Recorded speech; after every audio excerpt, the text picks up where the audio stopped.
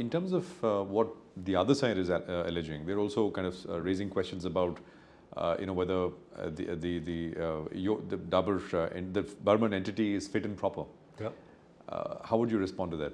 Well, I mean, if after doing business in India for 140 years and being in a set of diverse businesses, we haven't met the fit and proper test, I don't believe that they have the right or the judge to make us fit and proper. We've been running, I mean, if you look at the regulators, we were the first ones to get an insurance license in 2000. We've been running insurance companies for the last 20 years. So obviously we meet the fit and proper test of the IRDA. We have NBFCs that meet the fit and proper test of RBI.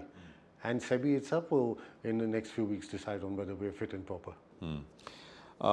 There's also the allegation that in a way you're fronting for the erstwhile promoters, the Singh brothers. And of course, there is also the name of a spiritual leader which is thrown in. I've never met any spiritual leader. They said that the money's coming. We've never bought shares. All our investments have been through pref. So where's the question of buying shares from anyone? So I totally deny it, and I've never met any spiritual leader. The allegation is that the money to do all of this, to sort of invest in the company, came from that source. No, if you look at the background, all our businesses are profit-making businesses which give out enough dividends. And all the investments we made, even in the last acquisition we did ever ready, all comes from our dividend payments. Are you sort of friends with the Singh brothers? No. Mr. Burman? No. Okay. Haven't seen them in years. Okay. No, and when you, so to the allegation that you're actually fronting for them, Absolutely rubbish. Okay. A lot of the communication which is coming from Religare, there is of course a mention of how all the independent directors on the board of Religare are sort of up in arms and against what you're doing. How would you respond to that? Well, I'm yet to meet any independent director or hear of any independent director having an objection. All the communications comes from the company saying independent directors, but no independent director has raised any inquiry which has come out in the public. Have you made an attempt to meet some of these people? And if not, why not? Yeah, we haven't made an attempt because as I said, until 2 weeks ago, until about a month ago, we were welcome in the company. It's only in the last few weeks that the company has become hostile. So we haven't made an attempt as of now because we're trying to find a solution and working on our open offer at the moment. Do you feel that it was perhaps a bit of a mistake, an oversight, not to have engaged more closely with the company over the years? No, see, we were engaging closely with the company for the last 5 years. I mean, the person who was in charge of the company was meeting us on a regular basis. She was always assuming charge, so there was never a way we could actually meet anyone else or any of the other independent directors. Would you concede that under her leadership over the last couple of years, I mean, from a state of sort of floundering, the company has now actually come up to a more respectable, more steady level? I mean, of course, but it's. I believe that the business.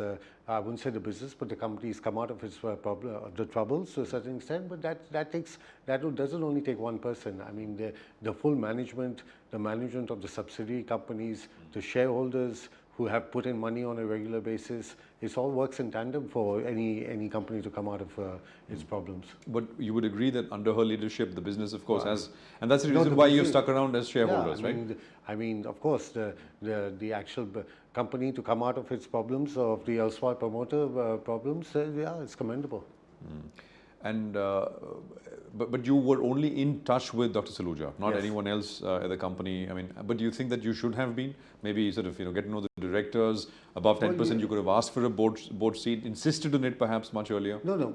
Then this would have come out much earlier if I'd insisted. I mean, we were offered a board seat all the time, but it was never put into motion. How is this?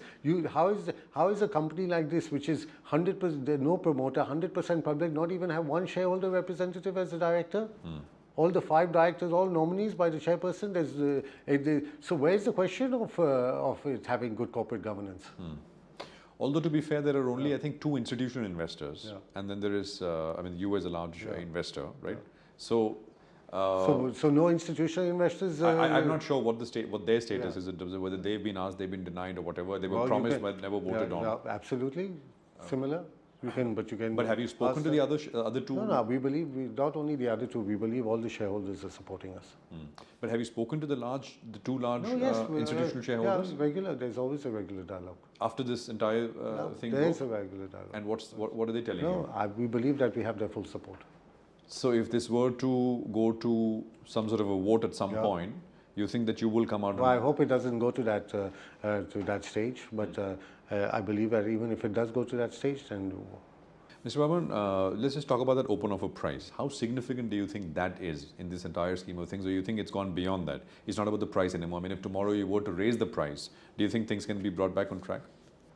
No, as I said, I always believe an amicable solution can be worked out, and I don't believe it's the price, because we're well above the SEBI price formula. So I don't think it's well with the price. If there's someone else who's willing to give a higher price, then let them also make let them come in the fray. I don't mind.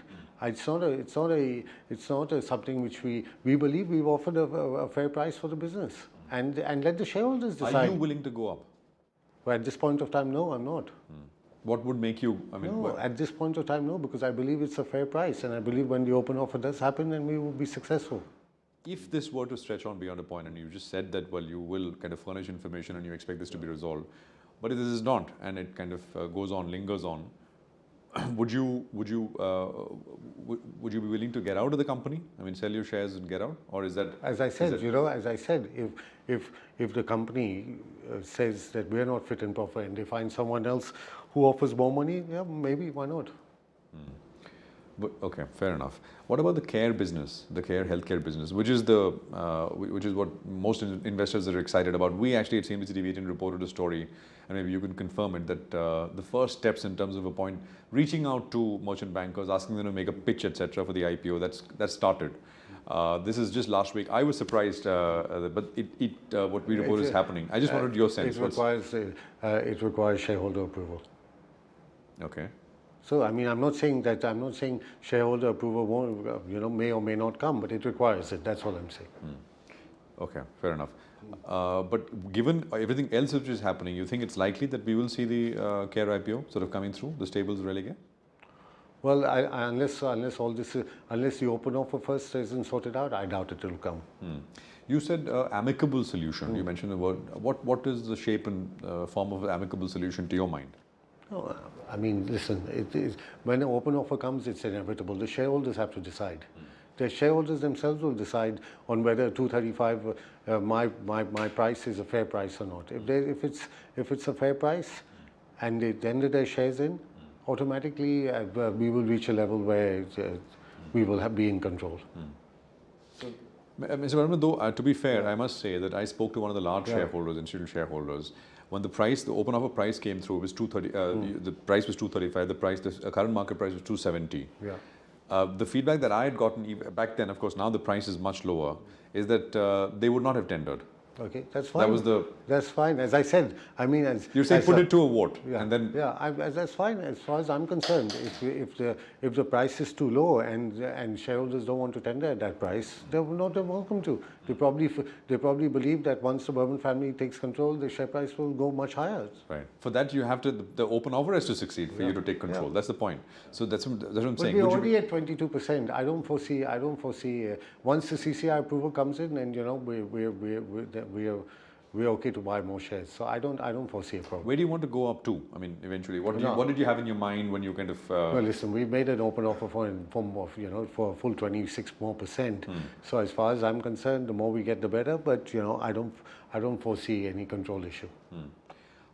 Once again, let me ask you, how long did, I mean, it's a new story. I mean, you do not expect this. It's broken over the last 1 month or so. How long do you think this entire saga will take? And do you foresee yourself making many more trips to Mumbai with all the regulators here? I think it'll be sooner than later. I mean, I foresee a few more months, but and I love coming to Bombay, so I'm happy to be back again. Is there any other way? I mean, I'm sure you've been speaking with your bankers, etc. Is to sort of take this to some sort of a vote, and have you been discussing options? No, but I mean that is an option, but it's an option we don't want to exercise at this point. But it is an option. Mr. Burman, just to press on that point, that option that you were talking about, which is calling for a EGM and asking shareholders to vote on whether they like the current management at top and whether they'd like a new leader at the top, and why is that not an active topic under consideration? That's an option you were talking about. But as far as we're concerned, we are evaluating various options. At this point of time, as I said, we're concentrating on our open offer. We're concentrating on answering all the questions that the different regulators have. We believe we made a fair and above board offer for the company, and therefore we will keep on focusing on that. Other options are there, but as of now, we are not. I'm just pressing on that option because obviously this has gone beyond just the open offer price with the allegations which have been traded. I mean, it's kind of very inconceivable that you will now be willing to work if the open offer goes through and you get to where you want to get to in terms of shareholding. You'll be able to work with the current person at top, and that's the reason why eventually it will perhaps come down to that. At some point down the line. As I said, we have various options, and we are being advised by able legal team as well as our merchant bankers. And as I said, we will only look at those options once we have a situation where we need to exercise those. So right now the focus is to get the open offer. Absolutely. Open offer through. Yes. Just before I wind up, talk to us a little bit about what your plans at Religare are. What's the vision for Religare? And it's an entity with lending business, there's the insurance business, and so historically we have been in a lot of these financial services businesses. That's why, as I told you earlier, we met the fit and proper test for all of them. We have 2 insurance companies, we've had a broking company before, Espirito Santo, we've had a mutual fund company with Fidelity, all different joint ventures with some of the biggest brands in the world. We've always got permissions, we've always met the fit and proper test. In this case, Religare has 4 distinctive businesses. Of course, the flagship is the healthcare business, which is run by very capable professionals, and we will of course supplement that if they require capital with the other 3 businesses. Again, we will provide capital, we provide good management, and and the management who are there, if they're capable, they will continue to run those businesses, and we hope to scale all of them up in due time. And at some point, the care IPO as well, once the shareholder approval goes through. Hopefully. Thank you very much, Mr. Thank Burman. you. Great to speak with you. Pleasure. Thank you.